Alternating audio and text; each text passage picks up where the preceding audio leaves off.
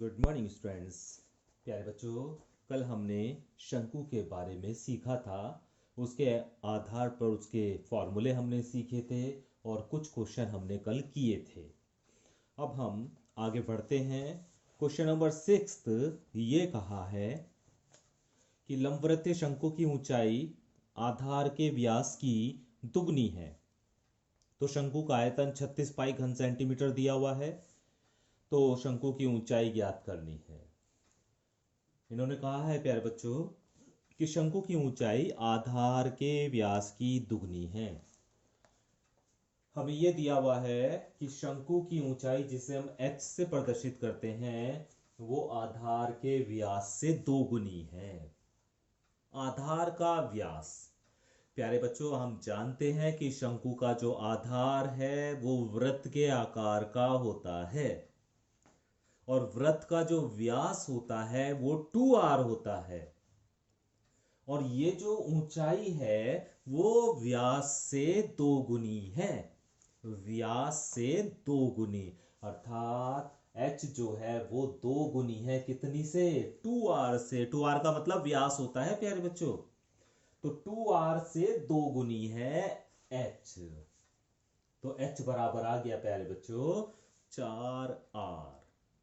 ठीक है, तो यहां तक ये लाइन आपको समझ में आ गई होगी कि ऊंचाई जो है आधार के व्यास की दुगनी है और आधार जो है वो वृत्त के आकार का होता है और वृत्त का जो व्यास होता है वो 2r होता है और ये जो ऊंचाई है वो 2r से दोगुनी है। 2r से दोगुनी, तो इसलिए मैंने ये लिखा 2 गुणा 2r, अर्थात ऊंचाई हो गई आपकी 4r।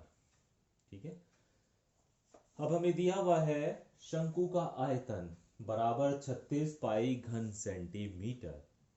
हम जानते हैं, कल हमने सीखा है कि शंकु के आयतन का क्या फॉर्मूला होता है। 1/3 पाई आर स्क्वायर एच और बराबर 36 पाई। 1/3 पाई आर स्क्वायर और एच की जगह 4r रखेंगे। एच के स्थान पर क्या रख देंगे हम? 4r और बराबर 36 पाई। एक पाई से ये पाई कैंसिल हो जाएगा। यहां पर देखो, इस 3 को उठा के दूसरी तरफ ले जाएंगे, इस 4 को भी उठा के दूसरी तरफ ले जाएंगे। अब यहां पे बचेगा क्या? देखो आर स्क्वायर तो ये रहा और एक आर ये रहा, तो इधर आपका बचेगा आर की पावर 3। आर स्क्वायर और एक आर ये रहा, आर की पावर 3। 3 उधर जाके 36 के साथ गुणा में हो जाएगा और 4 दूसरी तरफ जाके भाग में चला जाएगा। 4 से 36 को काटेंगे 9 आ जाएगा। 9 की और 3 की गुणा करेंगे 27 आ जाएगा। तो r की पावर 3 बराबर 27 आ जाएगा। तो r बराबर घनमूल 27। और जब 27 का आप घनमूल लेंगे तो प्यारे बच्चों r का मान 3 सेंटीमीटर आ जाएगा। त्रिज्या 3 सेंटीमीटर आ जाएगी। हमें त्रिज्या नहीं निकालनी है, हमें ऊंचाई निकालनी है। तो अब क्या करना है, इस r का जो मान आपने निकाला है उसे यहां पर रख दीजिए r की जगह। तो शंकु की ऊंचाई यानी h बराबर हो जाएगा 4 गुणा 3। r की जगह 3 रख दीजिए, गुणा कर लीजिए, तो ये आ गया 12 सेंटीमीटर। अर्थात h का मान अर्थात शंकु की ऊंचाई 12 सेंटीमीटर आ जाएगी।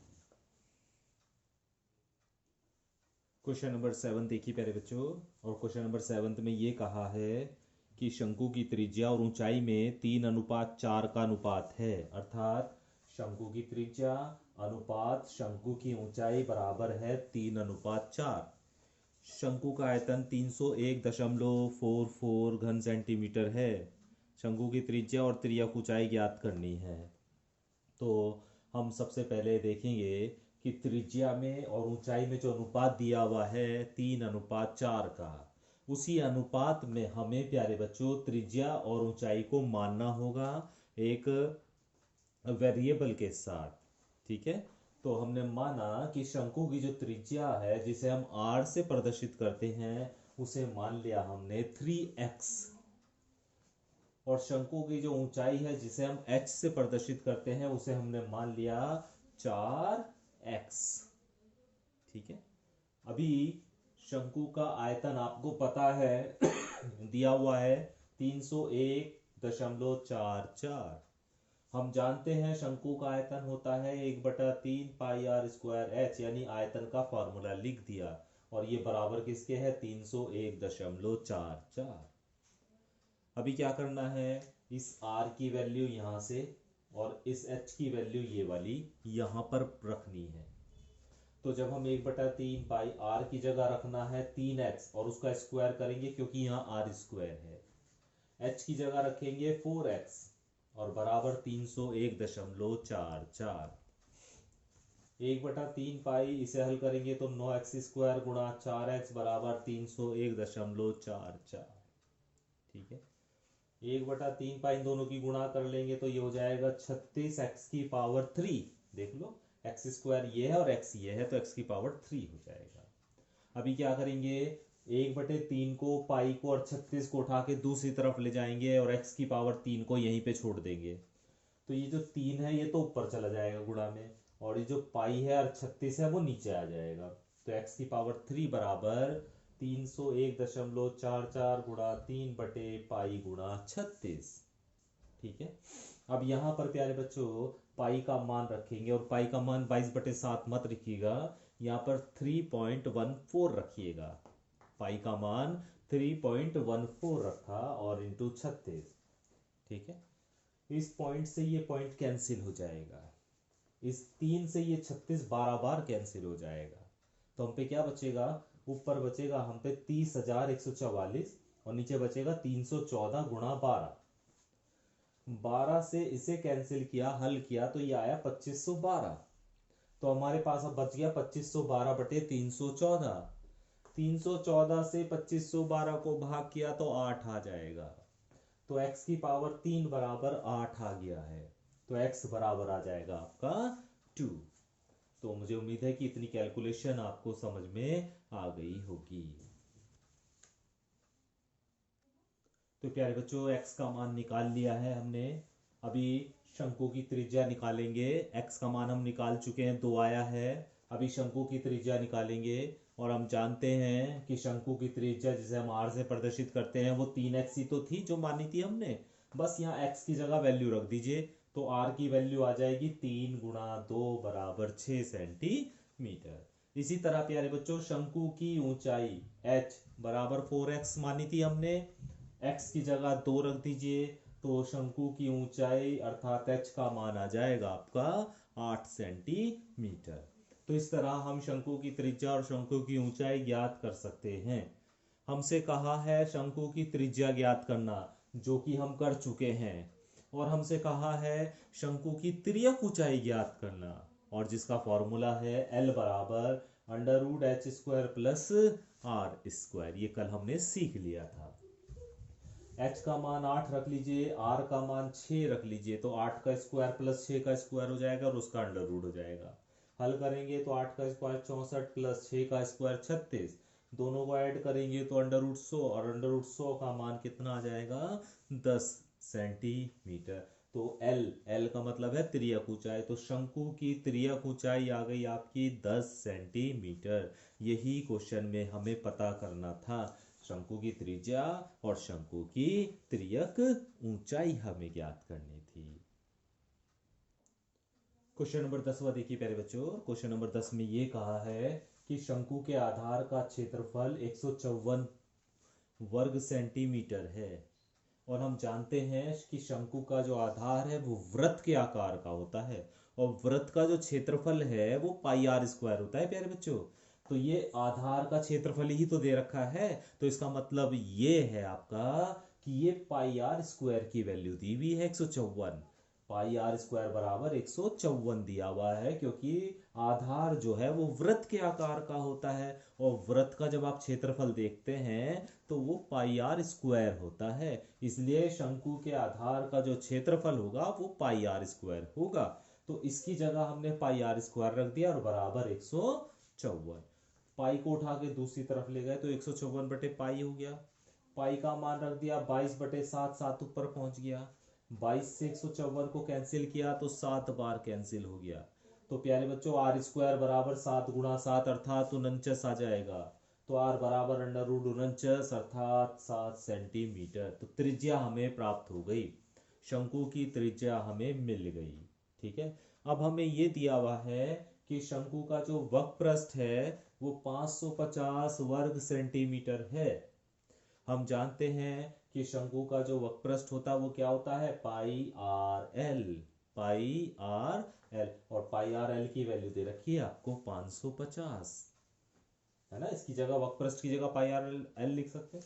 अच्छा, एल की वैल्यू निकालनी है तो पाई आर को उठा के दूसरी तरफ ले जाओ, तो ये हो गया 550 बटे पाई आर। पाई का मान 22/7 रख दो और आर का मान भी 7 रख दो, तो देखो 550 22/7, 7 तो ऊपर चला जाएगा और नीचे ये आर का मान 7 है। ठीक है, 7 से 7 कैंसिल हो गया, 11 से कैंसिल करो, 11 दूनी 22 और 11 पंजे 55, 50 बार, तो ये आ गया 50/2। एल बराबर आ गया 50/2 अर्थात 25 सेंटीमीटर। तो एल का मान आ गया 25 सेंटीमीटर। ठीक है, अभी आपको प्यारे बच्चों आर भी पता है, एल पता है, हमें शंकु का आयतन निकालना है, और शंकु का आयतन निकालने के लिए हमें ऊंचाई का पता होना जरूरी है, इसलिए एच निकालना जरूरी है। पहले हमें आर का मान पता है, हमें एल का मान पता है, और कल हमने एक फॉर्मूला पढ़ा एल स्क्वायर बराबर H square plus R square, जो कि अभी भी यूज किया था हमने। ठीक है, तो एल की जगह 25 तो 25 का स्क्वायर, एच की जगह एच स्क्वायर ही क्योंकि पता नहीं है, आर की जगह 7 रख दीजिए क्योंकि आर का मान हमें पता है। ठीक है, 25 का स्क्वायर करोगे 625 आएगा बराबर एच स्क्वायर प्लस 7 का स्क्वायर करोगे 49। 49 को इधर ले आओगे तो 625 में से 49 घट जाएगा, तो एच स्क्वायर बराबर बचेगा 625 माइनस 49, तो एच स्क्वायर बचेगा 576, और h बराबर आ जाएगा अंडर रूट 576, और जब 576 का आप अंडर रूट लोगे तो वो आएगा आपका 24। तो अभी हमें प्यारे बच्चों शंकु की ऊंचाई भी पता चल चुकी है 24 सेंटीमीटर, शंकु की त्रिज्या भी हमें पता है 7 सेंटीमीटर। हमें निकालना है शंकु का आयतन, शंकु का आयतन, और जो होता है 1/3 पाई आर स्क्वायर एच। बस अब आपको एक काम करना है, यहाँ पर आर की वैल्यू रखनी है और यहाँ पर एच की वैल्यू रखनी है, और पाई की वैल्यू 22/7 रखनी है, और थोड़ी सी कैलकुलेशन करनी है। कैलकुलेशन करने के बाद जो भी आ जाएगा वही इस शंकु का आयतन हो जाएगा। ठीक है, देख लीजिए।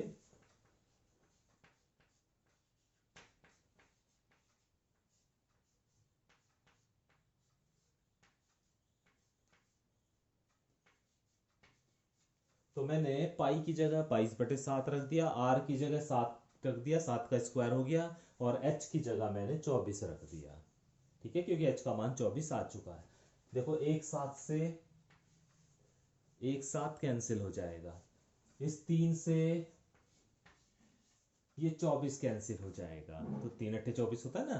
तो अब हमारे पास सिंपल सी संख्या बच गई 22 गुणा 7 और गुणा 8, 22 गुणा 7 और गुणा 8, इन तीनों की आपस में आप बस गुणा कर लीजिए।